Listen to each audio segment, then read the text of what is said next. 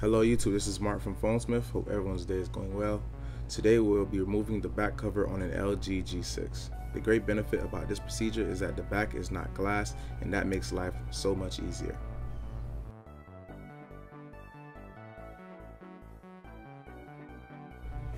So first, you want to power the device completely off by holding down the power button until the options become available on the front screen.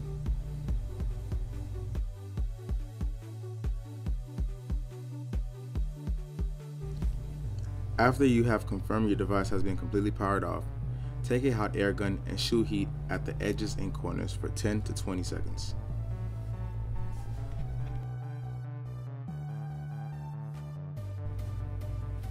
Take a razor blade and stick it in slowly while pushing it up in an upwards motion to lift up the back cover slightly.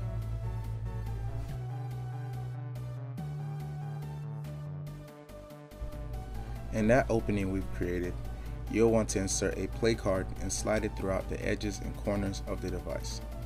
Take note how we are not pushing the entire card into the back cover. We are using a small portion of the card to avoid any flex cables and antennas.